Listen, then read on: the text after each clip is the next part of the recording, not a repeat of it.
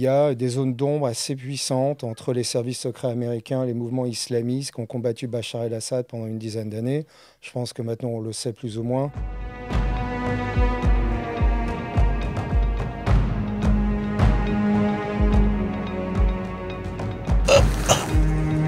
Montrer où on est dans un... بحق الطوائف الأخرى ولكن نحن دخلنا مع هذه الطوائف لننعم بالسلام.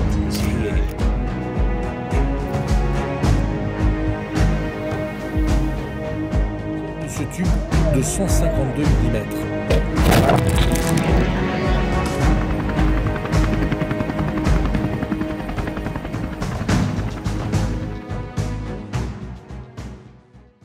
Bonjour à tous, bienvenue dans notre nouvelle édition du podcast Média d'Omerta. Aujourd'hui, j'ai la chance d'accueillir un photojournaliste, Jonathan Alperi, photojournaliste américain. Alors on va parler photo, on va parler journalisme, on va parler actualité. Mais d'abord, vous êtes franco-américain. J'ai une question qui me brûle les lèvres. Vous êtes new-yorkais. À l'occasion de l'Assemblée générale de l'ONU, ça a été beaucoup commenté. Le nouveau président syrien, Ahmed al-Shara, ex-Al-Jolani, ex-Al-Qaïda, ex-Daesh, etc., a été invité à New York, où il a été chaleureusement accueilli, notamment par Emmanuel Macron, par Marco Rubio. Je crois que Trump ne l'a pas rencontré, donc il y a quand même une sorte de distance. Mais sinon, il a été aussi accueilli par le général Petraeus, qui l'a félicité de son travail, etc., etc. En tant que New-Yorkais qui avait vécu le 11 septembre, et surtout en tant que photojournaliste américain qui avait été otage d'un groupe djihadiste apparenté à Al-Qaïda, ou en tout cas dans cette nébuleuse-là, quel est votre sentiment sur cet accueil dans la ville quand même des Twin Towers ?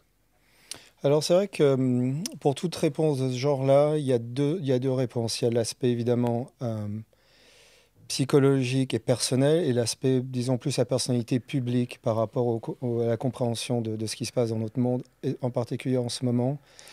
D'un point de vue personnel, évidemment, moi, je ne l'ai pas vécu très bien, parce que on le sait que ces connexions avec les groupes islamistes étaient très connues par les services secrets américains, par l'État américain et d'ailleurs par le grand public d'une certaine manière. Et évidemment, on a du mal à comprendre pourquoi il y a eu ce rapprochement. Et pourquoi, à ce moment-là, pour l'ONU et devant toute la planète. Moi qui ai vécu le 11 septembre à titre personnel, évidemment, je le prends de manière c'est un peu compliqué pour moi. Mais quand il s'agit de Trump, et c'est souvent ce que je dis aux gens autour de moi, c'est qu'il faut éviter de rajouter de l'émotion dans sa compréhension de ce que est ce personnage, pourquoi il dit les choses qu'il dit et pourquoi il fait les choses qu'il fait. Parce que souvent, j'entends beaucoup autour de moi des gens qui le détestent pour plein de raisons, qui sont souvent des raisons purement personnelles ou des raisons purement émotionnelles, donc qui sont pour moi pas très intéressantes.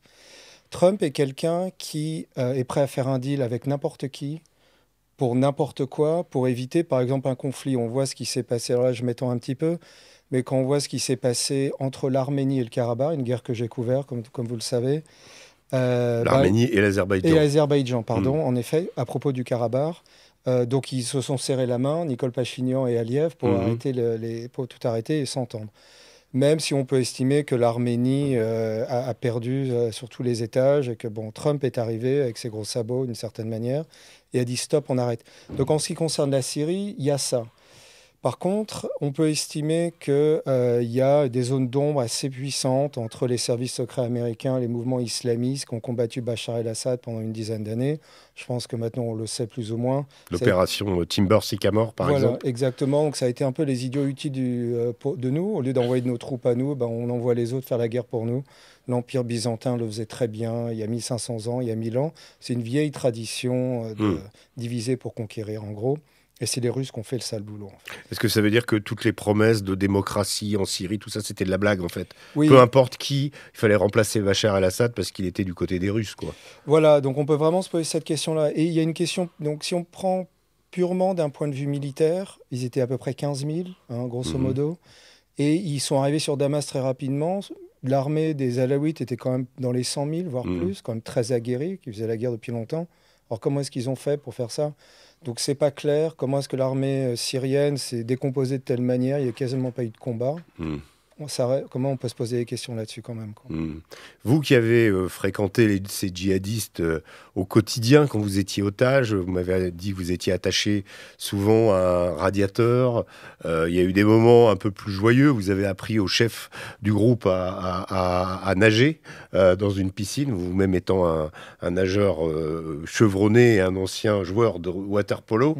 Donc il y a eu des moments légers, des moments lourd. Est-ce qu'un djihadiste peut changer? C'est-à-dire qu'un type comme Jolani reste djihadiste ou est-ce qu'il peut évoluer, selon vous?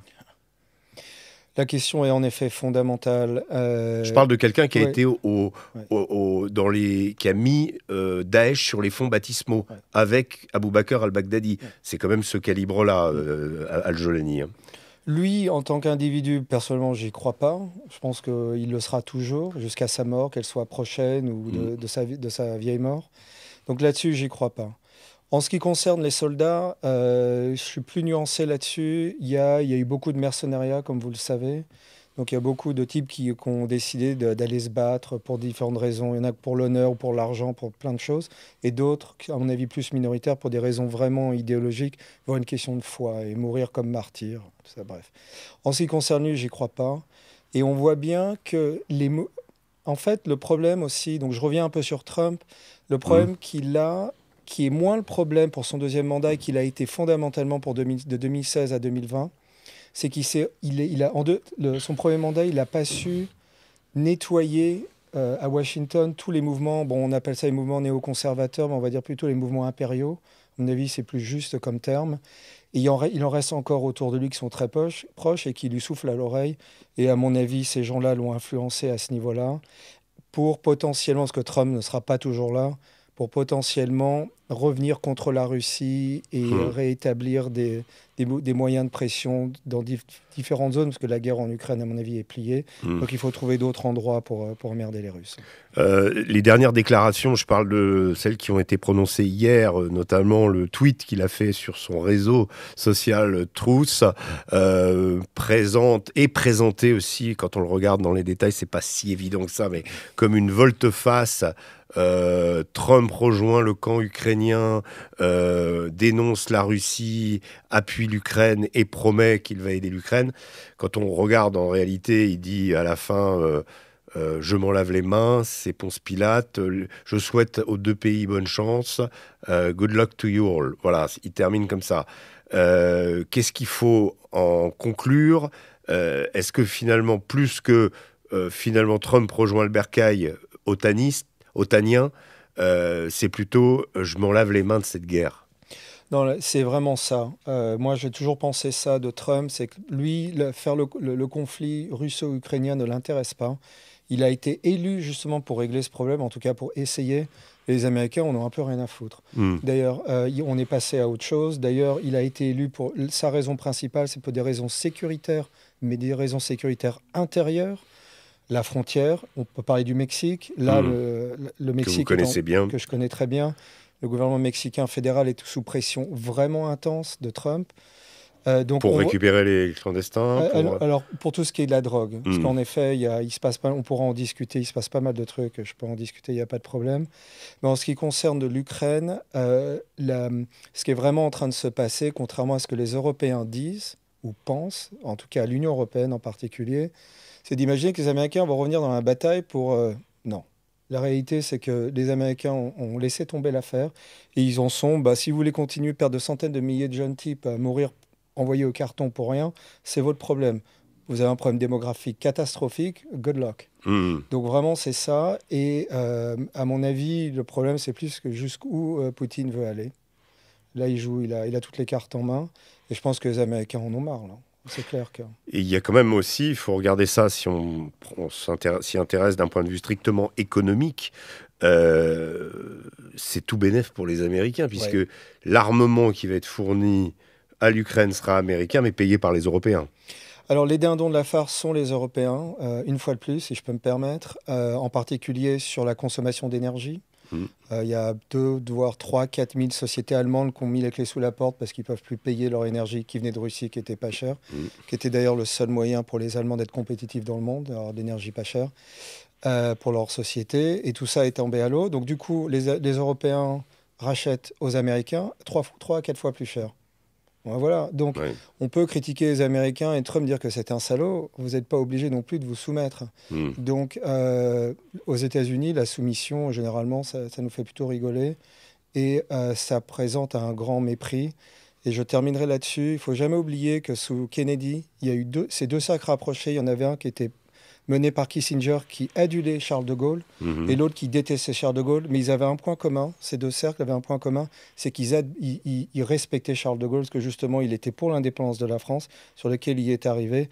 L'Union européenne, aujourd'hui, n'est pas du tout dans cette optique-là, même si elle essaye de l'être Mm. avec cette guerre en Ukraine, tout ça, mais moi, j'y crois pas. Et je prendrais comme exemple d'illustration de cette soumission le Danemark qui se voit menacé d'annexion du Groenland par les Américains, Ouais. mais qui continue à acheter pour son armée des F-35 et de l'armement américain. Donc bravo, continuons Voilà. finalement Exactement. en payant cet armement et en Ouais. payant ce pétrole Voilà. et ce GNL 2 fois plus cher que ce que nous le Exactement. payions avant. Exact. On clôt ce chapitre. Maintenant, je voulais quand même rester un petit peu en Ukraine avec vous. Il s'agit d'un podcast média, mais comme chez Omerta, nous, le média, c'est celui qui va sur le terrain. Je voulais un peu votre sentiment sur l'évolution de la guerre en Ukraine, vous qui l'avez couverte assez intensément au début. Ouais. Est-ce que d'abord vous comptez y retourner, et par rapport à l'époque où Kiev était encerclé presque par l'armée russe, est-ce que vous êtes surpris de la résistance ukrainienne? Comment vous voyez les choses évoluer pour l'Ukraine? Alors, bon, j'y suis allé beaucoup entre 2014 et 2022, et c'est vrai que depuis mai 2022, je ne suis pas retourné. Donc, j'ai couvert la bataille de Irpin au nord, tout ça, et vers Mariupol, pardon, vers Odessa. Ce que les Russes ont appris au début de la guerre, c'est qu'ils avaient affaire à eux-mêmes, dans le sens que les Ukrainiens comme les Russes meurent en s'accrochant sur le terrain sans problème. La Seconde Guerre mondiale l'a prouvé, ils sont encore comme ça aujourd'hui, avec des effectifs beaucoup moins élevés, bien entendu. Donc on voit bien que c'est des vies qui sont jetées comme des confettis pour rien. La stratégie russe a changé, comme vous le savez très bien, assez rapidement, de faire une vieille stratégie russe qui est un espèce de bombardement constant, massif, et de grappiller du terrain comme ça. La réalité, c'est que les Ukrainiens, à mon avis, et moi je l'ai pensé dès 2022, d'ailleurs j'ai reçu beaucoup de reproches là-dessus, j'ai toujours estimé que les Ukrainiens n'avaient jamais eu la chance de gagner, en particulier parce que je savais que les Américains n'allaient jamais vraiment s'impliquer dans ce conflit, c'était trop dangereux. Les Russes ont des bombes nucléaires, enfin il faut arrêter. On ne va pas commencer une guerre nucléaire pour un pays, ça n'a pas de sens. Les Américains ne sont pas fous. Et donc, ils ont aidé, mais pas suffisamment. Donc, c'était vraiment des demi-mesures à la con. Un peu comme au Vietnam, où McNamara disait, les pilotes américains, pour pas que la guerre monte trop, on va les faire passer les mêmes trajectoires en avion pour bombarder. Et donc, ils se faisaient allumer, et puis des pertes absolument terribles. Ce genre de comportement, malheureusement, est très problématique. Et je pense que ça se terminera, et les Russes continueront à avancer. Ils n'ont aucune raison de stopper. Mais le grand point d'interrogation, c'est de savoir quelles sont les pertes. À mon avis, c'est vraiment le grand truc. Et qu'est-ce que les Ukrainiens ont perdu? Et il y a des chiffres très sérieux qui parlent de 500 000 morts, 300 000 morts. Les Russes, la moitié. Ce serait intéressant de savoir à quel point Zelensky est allé envoyer son peuple au massacre. Quand vous voyez aussi l'évolution de la guerre avec l'introduction des drones, un de vos confrères du New York Times a expliqué que certaines images qu'il avait prises au début de la guerre seraient impossibles à retrouver aujourd'hui, en particulier celles des grappes de fantassins sur des véhicules blindés, des BMP ou des BTR ou des Bradley côté américain. Ça, on ne voit plus ça, c'est plus possible. Et aujourd'hui, qu'en dites-vous de la couverture des guerres, de ce type de guerre-là en particulier pour les photojournalistes? Alors, première partie de la question, c'est... on voit... Alors, les médias occidentaux ont souvent dit qu'il y avait des vagues humaines russes qui, du genre 1942, c'est jamais arrivé. Il n'y a jamais eu ça. Et parce qu'en effet, les drones, très rapidement, ont forcé les armées réorganisé leur tactique donc par petits paquets Le de photographe soldats. dont je parlais, c'est Tyler Hicks, Voilà, du New York Times. Voilà, exactement. Mm. Et donc, généralement, quand il y a une opération, il n'y a jamais plus qu'une compagnie, et encore, on ne le voit plus, j'ai l'impression, parce qu'ils se font allumer tout de suite. Mais un platoon, ou peut-être 10, 15 mecs, et Ouais. c'est tout. C'est vraiment des tout petits paquets de soldats, sinon Mm. tu te fais repérer, tu te fais détruire. Moi, je l'ai vécu, évidemment, en Ukraine, mais je l'ai pas mal vécu aussi au Karabakh, où on se faisait allumer constamment avec des drones Oui. azéris. Mm. Et les mecs, on n'avait nulle part où se cacher. La nuit, le jour, ça tapait tout le temps. Les Azéris fournis par les Turcs, Et les Drone Israéliens. Bayrak- Et les voilà. Israéliens. drone Bayraktar. Et Voilà, voilà. voilà. Et c'est psychologiquement, c'est intenable. J'ai un respect très profond pour les soldats des deux côtés, et des Ukrainiens, bien entendu, qui meurent par milliers sans vraiment se battre. Mm. T'es terré dans ton trou, et puis voilà. Et c'est Mm. fin de partie. Donc là-dessus, la réalité du terrain est différente, et ça va aller qu'en s'accentuant avec des drones de plus en plus sophistiqués. Mm. On voit des vidéos de drones qui rentrent par la fenêtre, qui chassent des types. Enfin, c'est un film d'horreur presque. C'est l'horreur. Et on voit aussi des drones qui parfois épargnent la vie de civils. Oui. Ou de soldats. On voit ils lâchent des même des bouteilles civils d'eau. indiqués Ouais. à des drones, Ouais. des pro-russes par exemple, indiqués à des drones russes la cible en faisant des signes. Enfin, C'est complètement dingue. Ouais. On est passé à autre chose. Et les gens qui veulent la guerre en Europe feraient faire très attention à ce qu'ils désirent, parce que personne n'a vraiment envie d'un conflit comme ça chez soi, ou même chez ses voisins. Je parle en particulier aux Polonais qui jouent un jeu, et les Baltes, un jeu, à mon avis, un peu douteux et très dangereux. Mm. On en reste là sur l'Ukraine et sur le conflit. Maintenant, direction la Hollande, d'où vous venez, pays dans lequel vous avez passé un certain temps à couvrir un vaste sujet qui est la drogue, et qui d'ailleurs est un sujet que vous couvrez depuis de nombreuses années. Vous avez même publié dans le magazine Omerta un sujet sur les États-Unis et sur les fléaux du fentanyl, notamment de cette drogue de synthèse importée de Chine et distribuée à partir du Mexique. Vous êtes retourné en Hollande dernièrement. La Hollande est le pays traditionnel du trafic de drogue.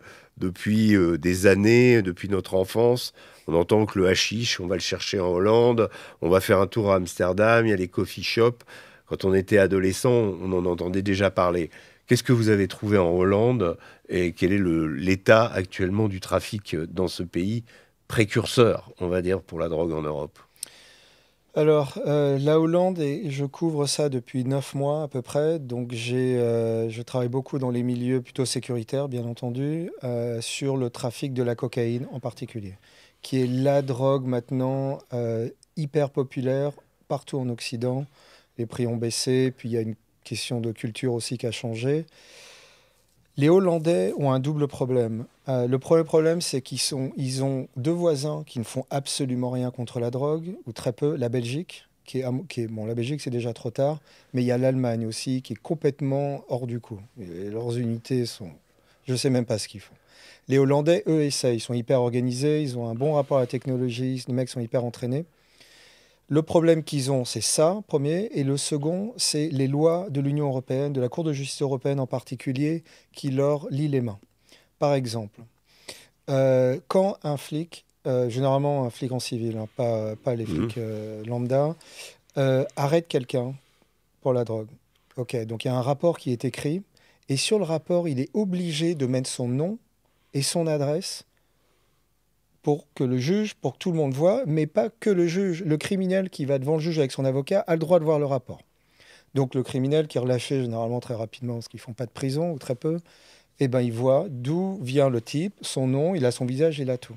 Ça, ce sont des directives qui viennent de Bruxelles pour des human rights, pour protéger les criminels. Ok, donc il y a ça. Après, secondo, les peines sont pas assez sévères. Il y a un type à qui, j'étais là, ils l'ont arrêté, il avait 15 kilos de cocaïne avec lui.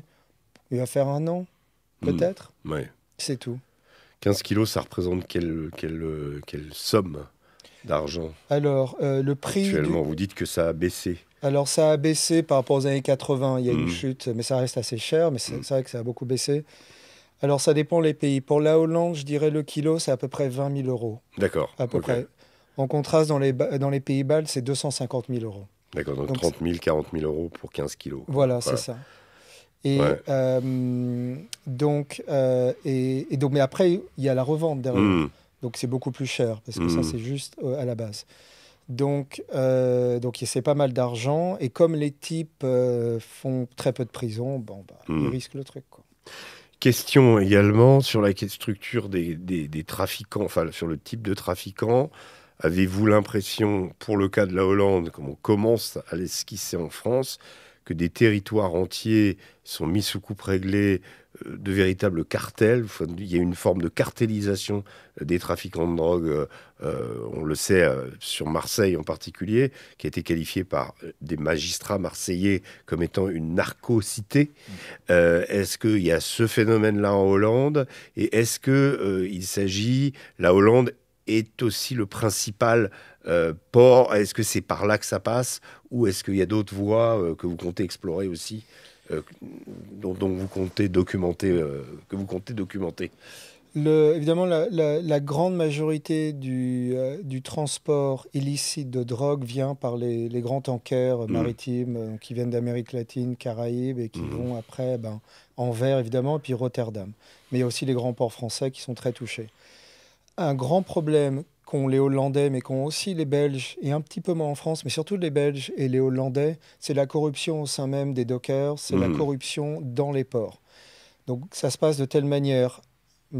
Une personne donc criminelle qui veut faire passer 100 kilos, 200-300 kilos de cocaïne, ce que vous voulez. Ils vont voir les types qui travaillent dans les ports et leur dit, tu vois, ce container, tu le regardes pas, tu le mets pas dans les X-rays, tu le regardes à côté, 5 000 euros, 10 000, 15 000 euros, des sommes conséquentes, parce que ça s'accumule. Par contre, si tu le fais pas, on va directement voir ta famille. Donc c'est comme ça qu'ils les tiennent. J'ai essayé de travailler avec la douane hollandaise, même avec les meilleurs contacts. J'ai tout là-bas. Aucun. Impossible. Ils Personne. veulent absolument pas avoir de type comme moi dans les ports.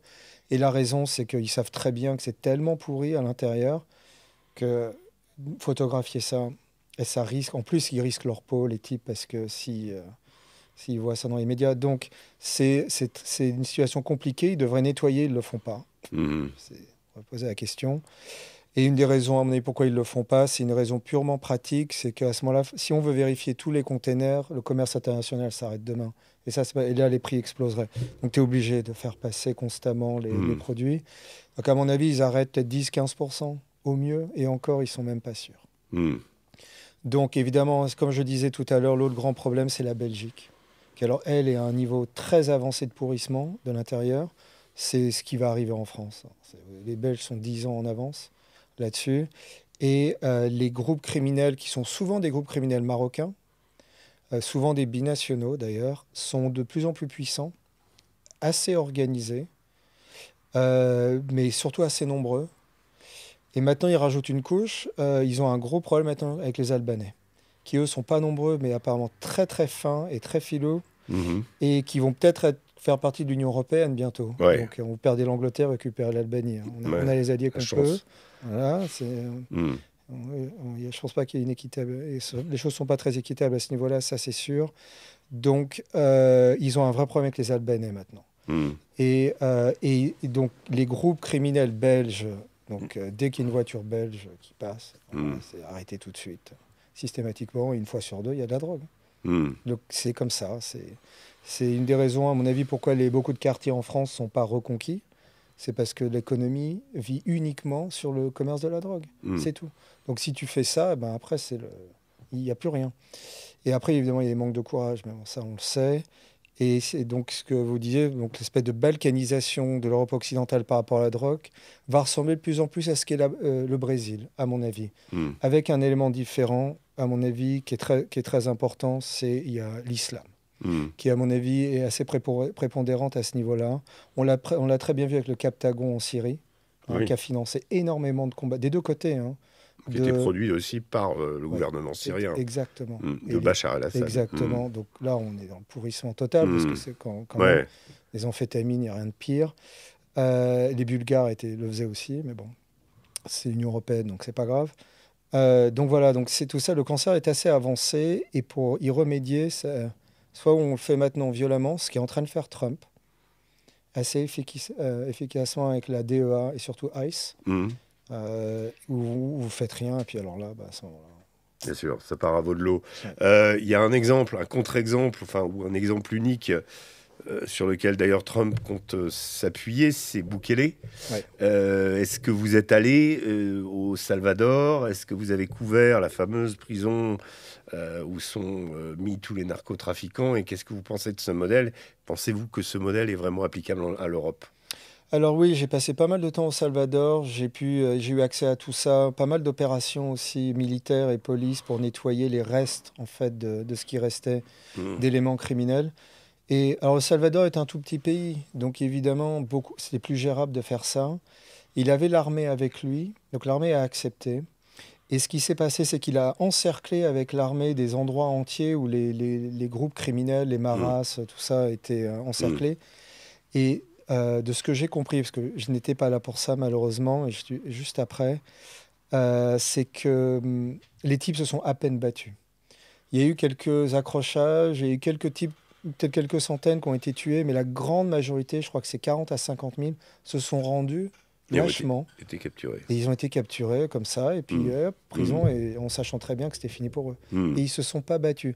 Et ça en dit long sur le courage des mecs. Parce que moi, j'étais dans les quartiers qui étaient encore tenus par des éléments criminels. Ils m'avaient montré une piscine, une espèce de piscine où ils noyaient les gens constamment. C'est horrible. Et donc, ils s'en prenaient beaucoup aux civils. D'accord. Et les civils, contrairement aux ONG qui sont contre Bukele, à 90% étaient très contents qu'il fasse ça et qu'il fasse le nettoyage. Mais faire le nettoyage d'un point de vue démocratique, il fallait avoir une main très ferme et le faire de manière presque, je dirais pas comme un dictateur, mais pas loin, quoi. Mais ça a été nécessaire.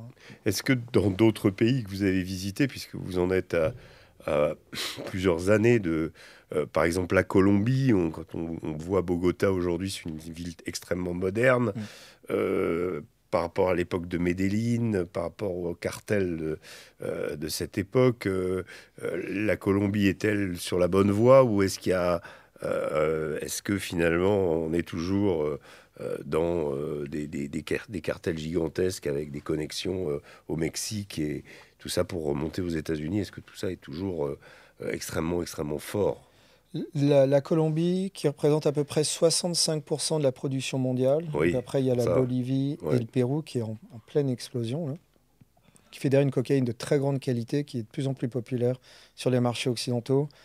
Pablo Escobar était un petit joueur comparé à ce qu'on a à faire aujourd'hui. Je parle évidemment des cartels mexicains, qui ont les doigts très collants, qui sont absolument partout. Et les groupes criminels colombiens sont partout. Ils en ont arrêté en Hollande il y a 2 semaines.